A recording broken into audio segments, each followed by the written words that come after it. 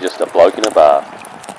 Good morning and welcome to another episode of The Captain's Run with Cameron Smith on SEN, and welcome to our good mates at Best Sheds, up to 40% off. Now we got the great Cameron Smith on the line. Speak to me, Smithy. Have you been watching the Olympics? Kempy, good morning, mate. Good morning, listeners, mate. Olympics. I'm staying up all hours to watch some of the events. I was watching the girls' water polo last night, the Stingrays. I was watching the basketball. Mate, I'm all over it. I'm loving it. And you know what? We are flying this Olympics, aren't we? Oh, it is absolutely incredible to see. After everything that, obviously the world is going through what we're going through right now, but to see good Aussie battlers pushing through all the adversity and to dominate in one of the most, I guess, controversial Olympics of all time. You know, when it comes to, obviously there have been Olympics back in the day that have been during wars and that, but this would be, up there in the same stratosphere of when it comes to harder training conditions, inabilities to get to meets, and to see Australia at the top, it just makes me proud. It makes me so proud. Yeah. Well, I was just, mate, talking about difficulties and just getting over there. One of the Australian athletes that was he's situated in Sydney. I was watching an interview last night. He's involved in the track and field. He said that was his first competitive run in like months. Wow. Because he was involved in the Sydney lockdown. He wasn't able to make it to Cairns with the majority of the Australian Olympic team to do like their sort of pre-games training lead up. Wow. And so he gets over to Tokyo, and the first heat that he runs in is like the first competitive run he's had in several months. It's just crazy what they've gone through, but the resilience that they've shown, as you mentioned, and just their overall positive attitude to go out and compete and give their best for the country is just amazing. So, look, we've still got medals to come. We've got a few to come still, obviously in the team sports.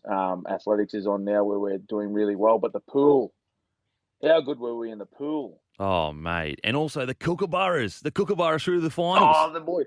They're through. The boys are through. Oh, great mate. Win against Germany yesterday. And I think is it the first opportunity in a gold medal match since Athens, I think it was. Wow. So even though we've been like ranked the number one in the world for, a fair portion of, the last 15 years, we haven't, all the Olympics that we've been to, we've missed out on that gold medal match. So boys, come on. Belgium, I think we got Belgium. So come on. And last night's game, it was a nail bite all the way to the end. It was 2-1 for a big period there. Then Germany took their keeper off, and I was like, "What's doing here? What's going on?" But apparently, you can take your goalie off, and you can put an extra player on. Yeah, well, because I think I think that happens in ice hockey as well. So, like, if you get down to the sort of final stages of the match, and you're looking for an extra player sort of in general play, you take your keeper out. Wow. So you've got an extra man running around.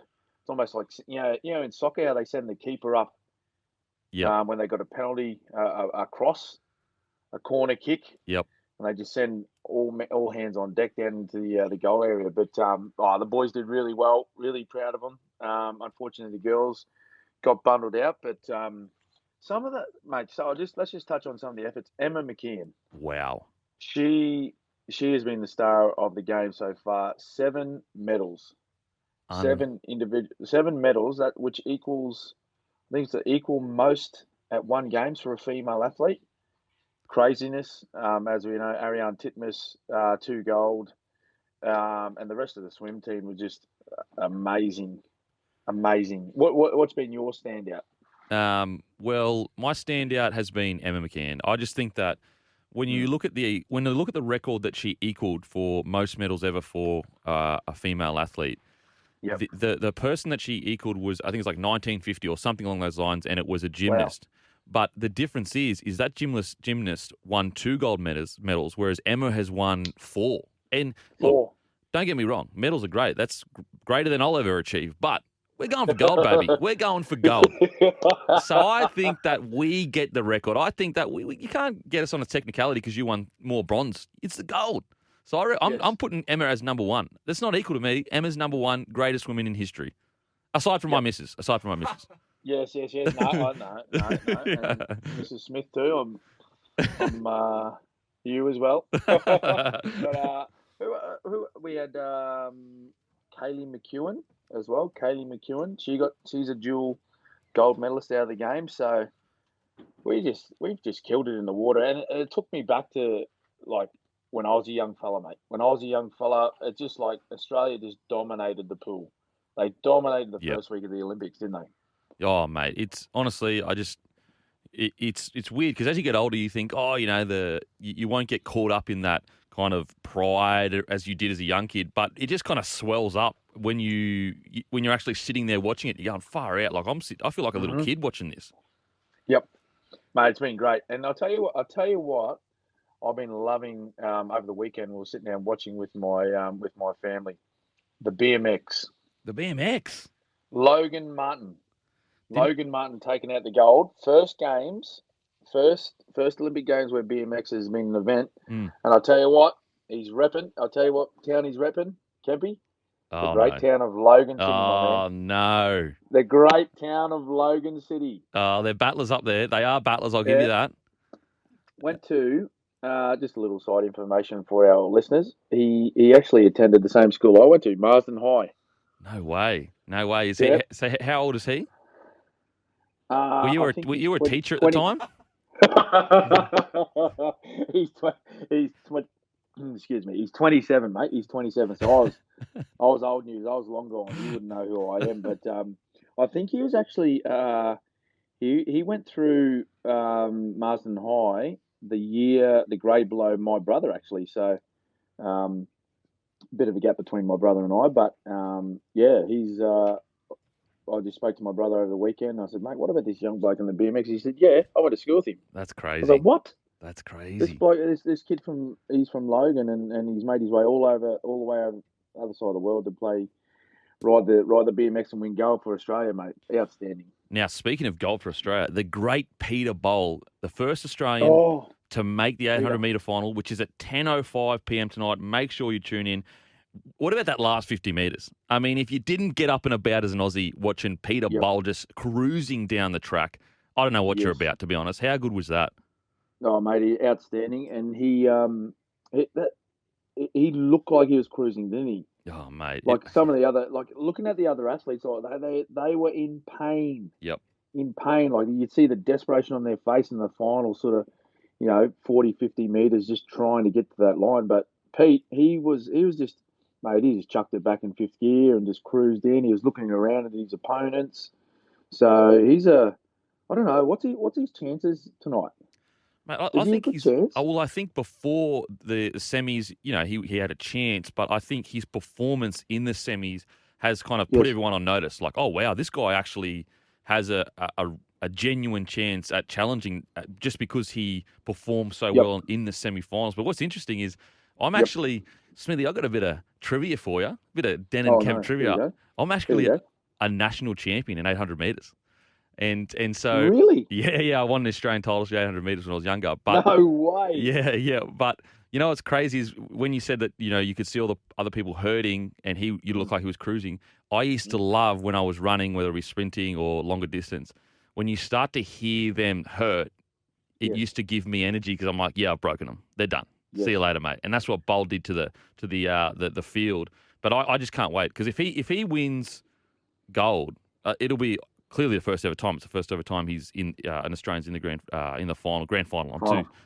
I'm too used to footy. But yeah, so that's at 10:05. Make sure to tune in, guys. But now on to the rugby league.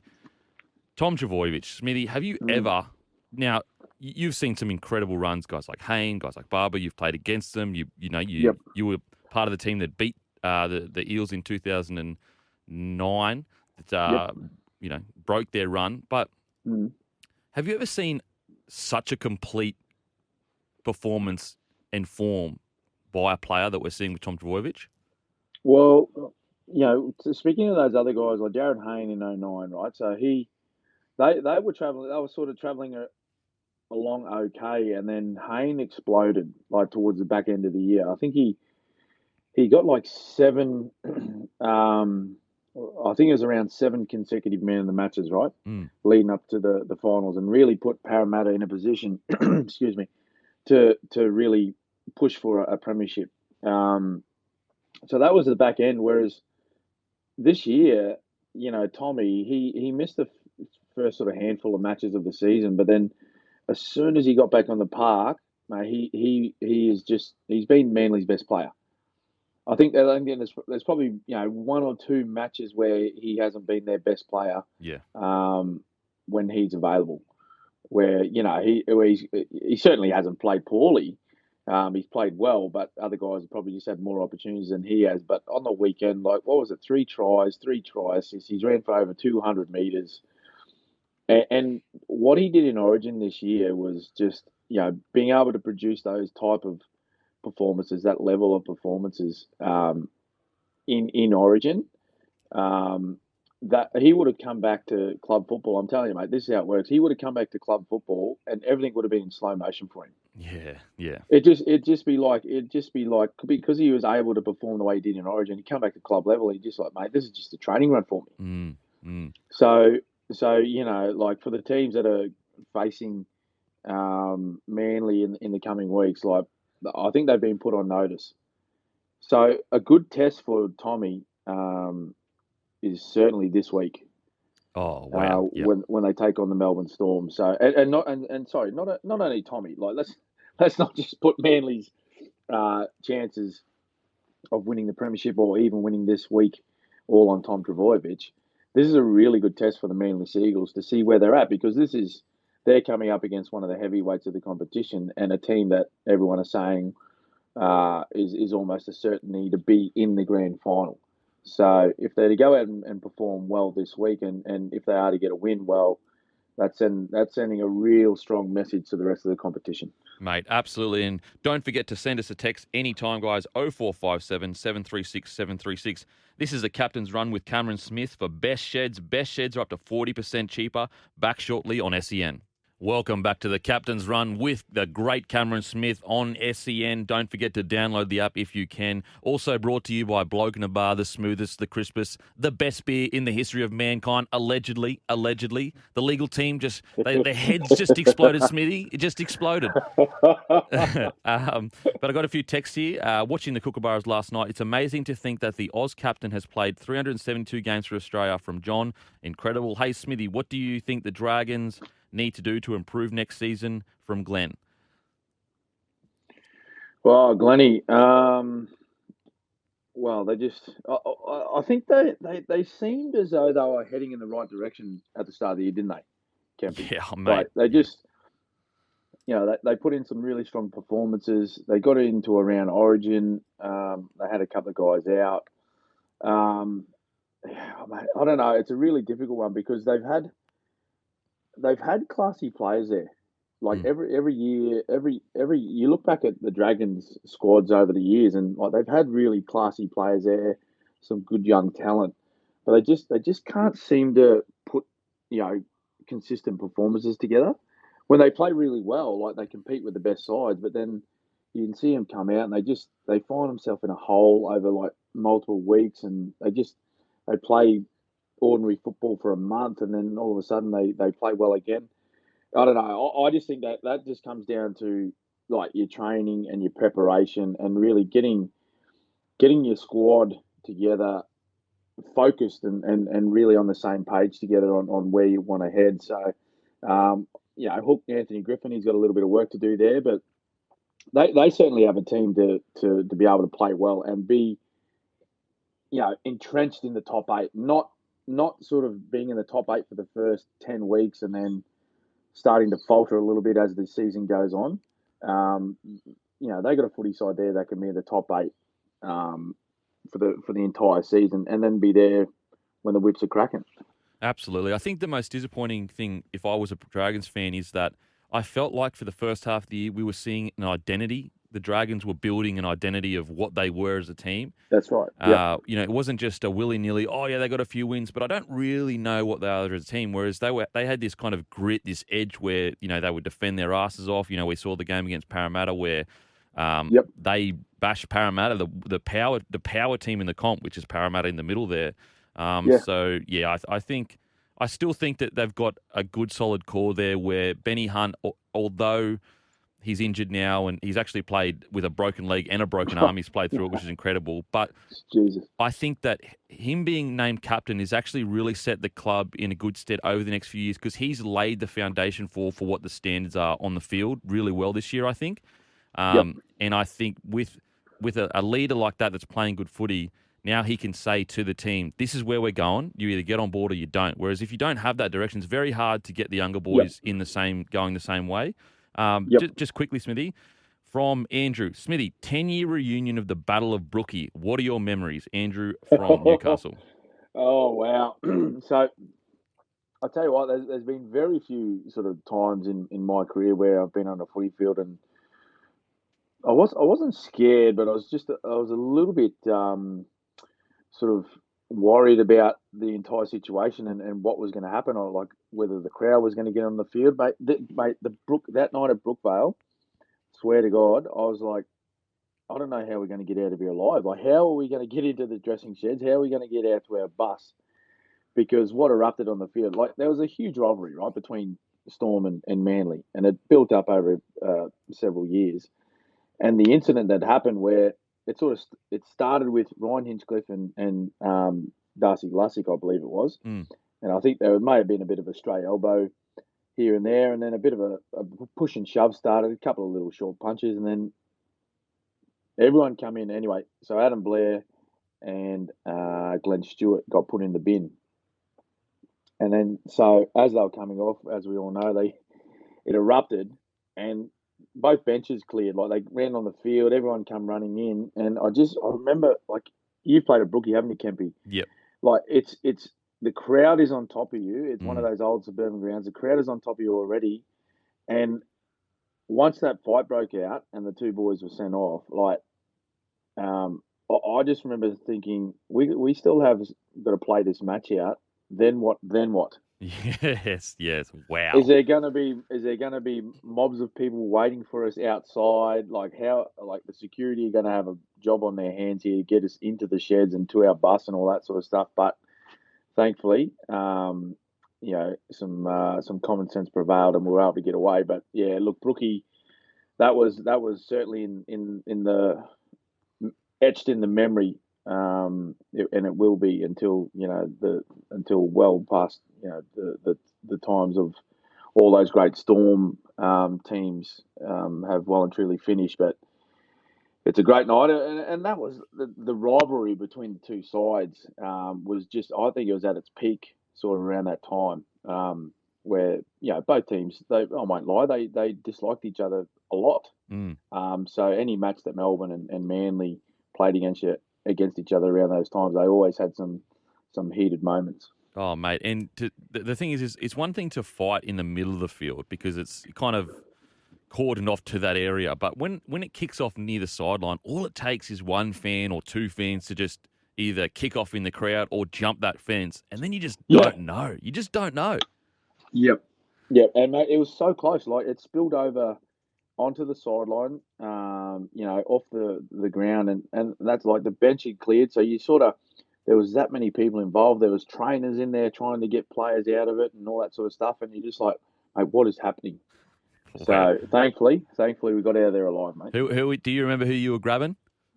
Matt, I think it was Matt Ballard. I think. Gentleman's agreement. Yeah. The opposite number 9 of fellow Queenslander. So yeah, he and I weren't going to throw too many punches, I don't think.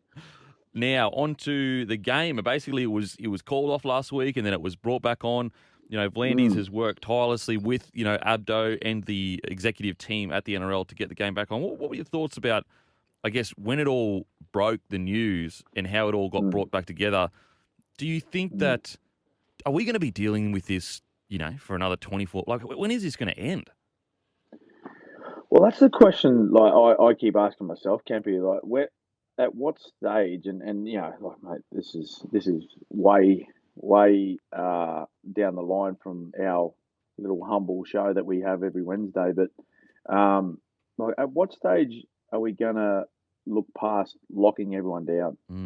And it's making things difficult with obviously with the elite sports and all that sort of stuff, and being able to move the teams and the athletes and the staff around, and being away from their families and things like that. But I've seen some comments about, like, negative comments about our domestic sport being played, Mm. like, because the general public are in lockdown. Like, I just think that's crazy. Like, for what the difficulties of what a lot of people are going through at the moment, with Queensland now going into lockdown, along with Sydney siders and Victorians. Although they've been relaxed, I think, in Victoria. Um, that, like, isn't that what we all look forward to and enjoy on the weekend? Is watching sport. It's Yeah. what unites our country. It's what brings a smile to everyone's face. So why would we want to shut the sport down? I just don't get it. And it was a bit of a strange one up here, mate, because we seen comments about there'll be no sport being played, and then within 12 hours it was sort of changed, and then the games were postponed on the Saturday, and then we seen them all being played on the Sunday and the Monday. So I just don't know, mate. When we heard news up here in Queensland that there was going to be a snap lockdown, I really didn't think that the game was going to be stopped. I just thought they'd just cut the crowds like they did last year, Mm. and then the players would be allowed to play, given that they'd been under, I think it was stage 4 protocols with the NRL. I just thought that it'd be a no-brainer to allow them to play, but there was one day there where they had to align everything up and make sure everyone was safe, and we got it back on track. Yeah, it's such like, I understand a lot of people are upset because small businesses have had to close. I had to close my bar personally when this all happened. Yeah, yeah, I agree with your sentiment though, because yes, it sucks when you see professional players, they're still out to do their job and you can't do your job. I totally get you're mm. absolutely stinging. I mean, yeah, Yeah, it's tough, yep. but them shutting down doesn't help you. Like, it's them not playing doesn't allow the business to open up. You know what I mean? So if you No, shut, that's right. Yeah, so it's kind of like, yes, it does seem unfair that professional sport is being played. I totally get that, but mm. if you shut them down, that's not going to be give you the opportunity to open up. So we may as well No, have some kind of respite for most of the country that does enjoy sport, whether it's AFL, NRL, or, yeah, whatever it is, because the, one of the biggest issues at the moment is the mental health of the country. And if you don't have that's right, mate. Yeah, anything to look forward to, it's a very, very tough yeah. time to get through. That's what I was trying to explain there, mate. Is that I think everyone understands how difficult the times are at the moment for particularly the small business owners, and a lot of people. We've seen a lot of people last year having to close their businesses permanently, and it is a shame. We all wish this pandemic wasn't happening, but yeah, I don't look at the elite sports being played. I don't look at them as, why do they get to play? I look at these elite sports and these elite athletes. They're a form of entertainment for people. Mm. You know what I mean? So when we're talking about well-being and mental health, and we've heard of all the struggles that people have gone through, particularly in Victoria and New South Wales with these prolonged lockdowns. Um, as I mentioned, it gives them something to look forward to on the weekend. When you go through such a difficult week, Thursday night comes around, your rugby league's on, the AFL is on, the netball is on, soccer's on. It's something that takes your mind away from the difficulties that you're facing being in these lockdown periods. Absolutely, mate. Make sure to shoot us a text 0457 736 736. This is a Captain's Run with Cameron Smith for Best Sheds. Best Sheds are up to 40% cheaper. Back shortly on SEN. Welcome back to the Captain's Run with Cameron Smith on SEN. We've got a couple texts here from the people. Yes. Smithy, how do you fix West Tigers and which players have to stay at the club? Well, I don't know what's going on in the West Tigers. Like, again, like, they're another team like Dragons, where when they play really well, like, they're a good footy side, but then they just sometimes they can just produce some absolute shockers. Mm. And I think a lot's been said about their squad and how that's been put together and who's running that. But during the week? There was a question about Michael Maguire too and his future there, Kempy. Yeah, it's mate, it's wild. Like to be. If I've said it on my podcast as well, I personally, a lot of the decisions and the way Michael Maguire coaches, I personally disagree with it. Doesn't mean I'm right, but I still don't believe that getting rid of him is the answer to this problem. I think Yeah, that the it doesn't matter what squad they've had there, it doesn't matter what coach they have there, the same outcome has happened. So clearly, in my opinion, the issue is higher up than the coach and the playing group because yeah, if you can have a different 17 players there and have the same result as 4 or 5 years ago and a different yeah, coach, how can we not say, well, it's clearly not them? Clearly the admin. I mean, there's a reason why, the Storm have so much success on the field, but admin-wise, they're one of the best in the comp. And, the mm, Broncos for so long before the huge disaster was one of the best clubs in the comp, the Roosters as well. It's really important as a club that the club is run at the same level as you want the players to be playing at. yes, Um, yes. so, yeah, what are your thoughts on that? Yeah, no, I agree, mate. I agree. And being involved in the Storm my entire career, that's what that whole organisation was about. It wasn't just about performing on the field. It was about being at your best off the field as well. Mm, A lot of those standards were driven from the top, and I was very lucky when I first started my career. There were two guys there running the Melbourne Storm in John Rebo and Chris Johns, two great operators, mm, administrative operators. John Rebo, he's a very smart business person, but he led with his actions, mm, and everything he did was at the best of his ability, and everything was for building the business, growing the business, trying to improve it year on year.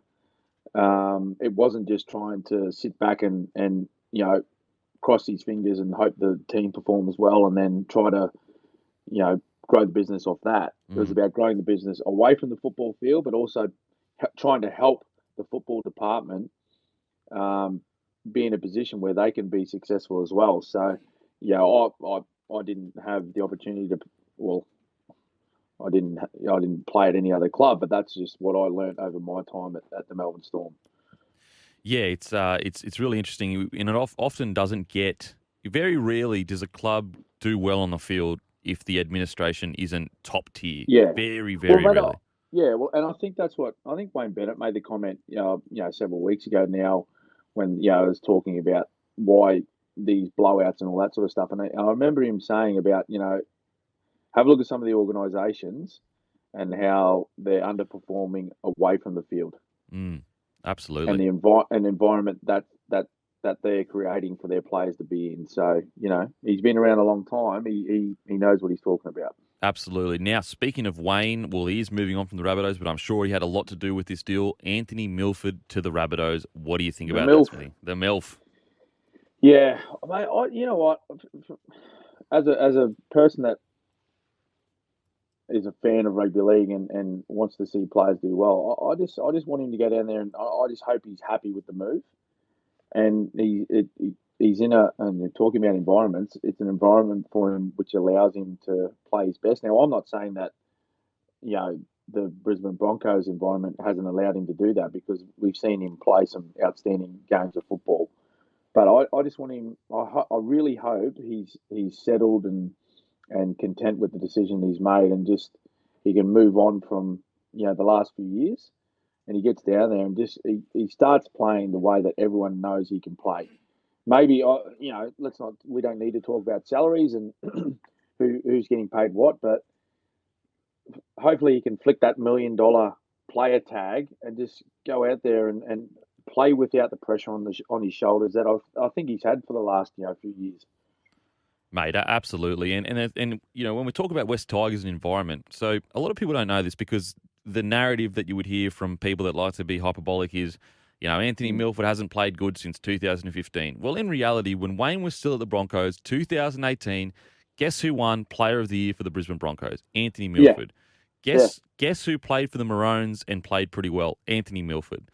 So That's right, mate. it's so important that the environment around players, especially Milford, because it's such a fine line between greatness And, he's a flashy player. He's not a grinder. Yeah. So No. if he is just 1% off, it can turn from the greatest game of your life to 4 errors, literally.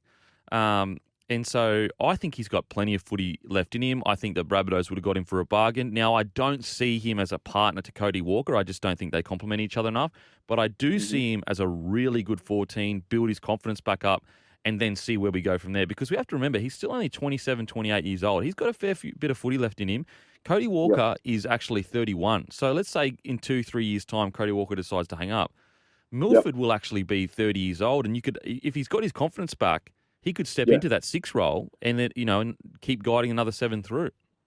Do we know what Benji's doing?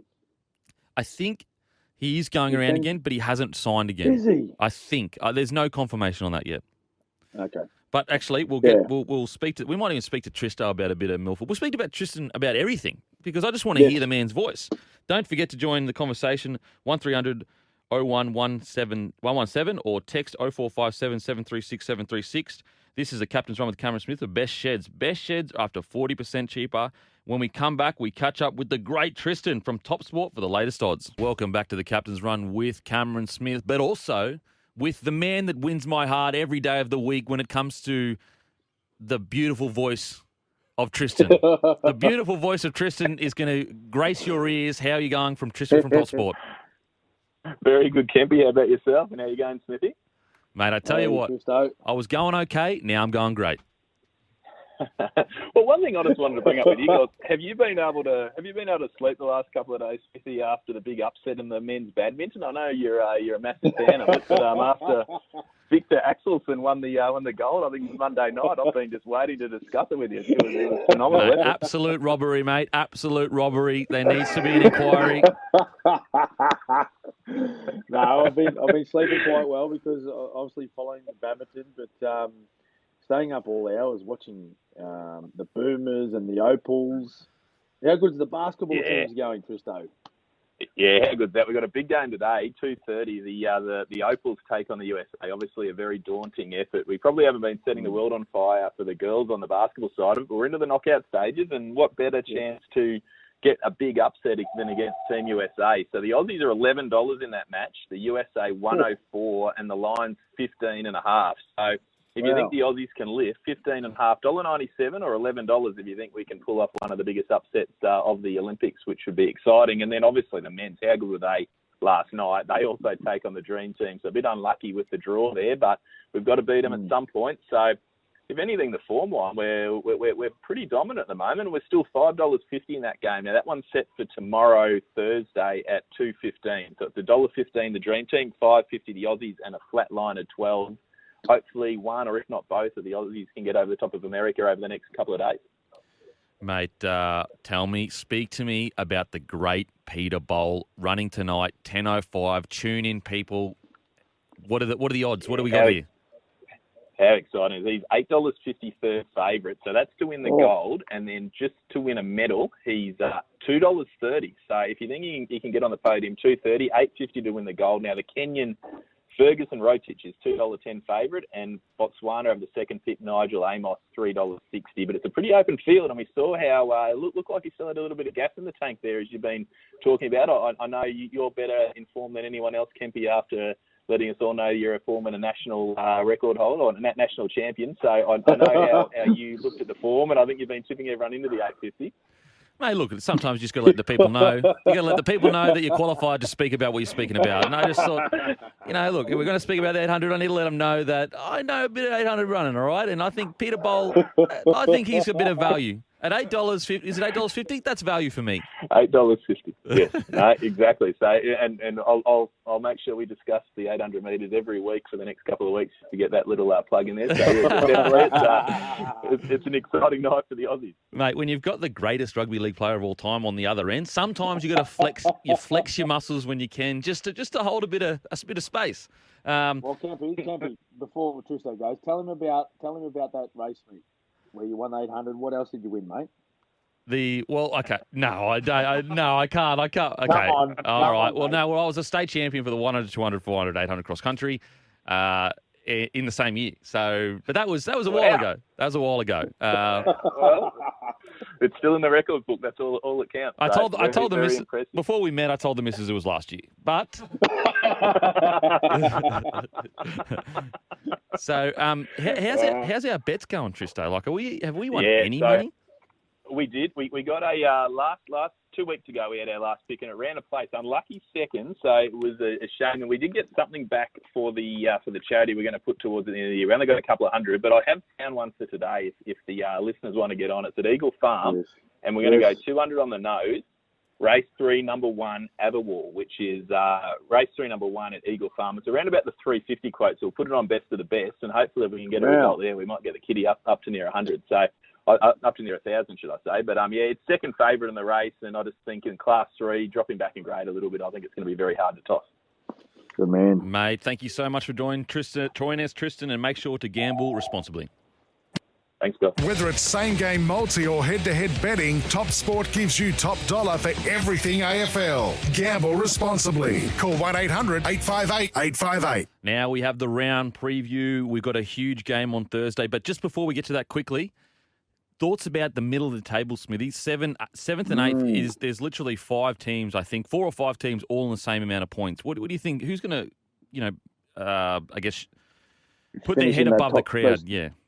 Yeah, I think the top 6 are pretty much settled. I don't think there's going to be too much change. Well, they might change within the top 6, but certainly 7th and 8th, Kempy, is where these 5 teams will be looking to secure. And looking at the rounds left, Newcastle Knights, they've got the softest run out of those 5 teams leading into the semis. Now, they take on the Broncos this week, followed by the Sharks, the Dogs, then the Titans, and then the Broncos again. Wow. So I'm thinking, if you're Adam O'Brien as head coach there, looking at, the final rounds of this year, you got to like your chances. You really do. And if they want to be involved in the finals this year, they need to look at that draw and have a target of at least, 4 wins out of the last 5. Absolutely. Now, Knights versus the Broncos on Thursday. Who you tipping? Yeah, look, I'm going to say the Knights, given their situation of being sort of equal 8th, if you're 7 down, to where they are at 11th is on the same premiership points, but I'd like to think that the Knights will get over the Broncos. I'm going Broncos 13 plus, Raiders versus Dragons. Wow. Mate, I think the Raiders. I think the Raiders over the Dragons. I agree. Eels versus Rabbitohs. Look, Mitch Moses is back, I believe. Yes. For Parramatta. The Rabbitohs, though, 8 in a row, 9 out of their last 10, they are in red-hot form at the moment. I think they'll be way too good for Para.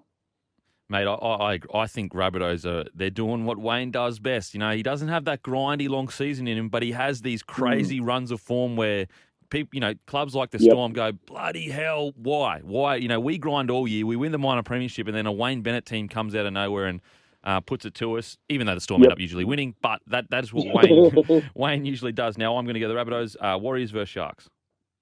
Well, I'd like to think the Sharks will be too good for the Warriors here. Like, if again, this is another team. If they want to be involved in the top 8, this is a game they need to win. Absolutely, Sharksies. I'm going Sharks as well. Panthers versus Roosters.